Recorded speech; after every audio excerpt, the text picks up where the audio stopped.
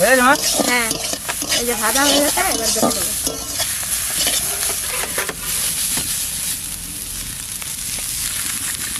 এই যে চিংড়ি বাটা, আর এইটা আবার বেটে দেবো। খারকোল পাতা মা এটা?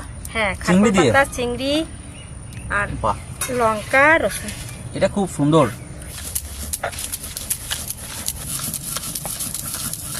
আমরা খেতে বসে পড়েছি সকালবেলা। দেখুন ঠাকুমারটা ধরলে ঘোষানি লঙ্কা নিয়ে এলো গাছ থেকে।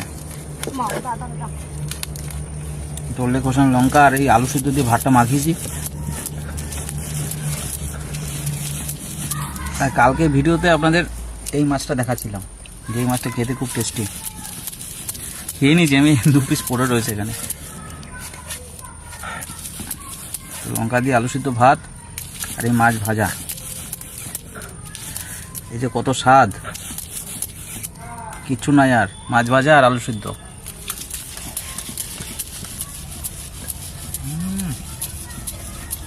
স্বাদের কথা কি বলবো আপনাদের, শক্ত শক্ত করে বাটা করছে।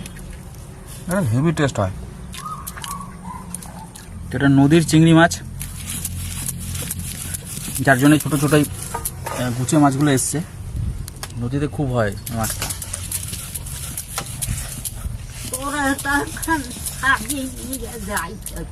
ও, অসাধারণ একটা ফ্লেভার। আপনারা তো দেখলেন তেল টেল বেশি দেওয়া হয়নি। এইদিকে দেখুন খারকোল পাতা বাটা চলছে। এটা তোর বাবা খুব ভালো খায়, হ্যাঁ, আর আমাদের বৌমাও খুব ভালো খায়। এই যে চিংড়ি বাটা, বন্ধুরা দেখুন ভাটা লাল হয়ে গেল, গন্ধটাই সুপার। কোনো হোটেল ফোটেলে সব জিনিস পাওয়া যায় না, যে কুচু চিংড়ি এরকম বাটা হবে, ভাত দিয়ে খাওয়া হবে গরম গরম। কিরম লাগে এগুলো আবার কিরকম লাগবে গো? অসাধারণ। এইরকম একটু বাদ যায়, যে কয়েকটা ভাত খাবে সব খাওয়া হইতে যাই, খাইয়ে ফেলাই।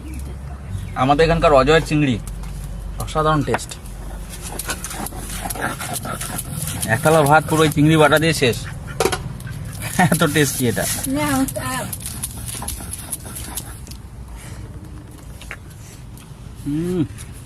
আমরা চিংড়ি দিয়ে বহু রকম রান্না খাই, তো আপনারা এরকম বাটবেন, অল্প তেল টেল দিয়ে এরকম বাটবেন।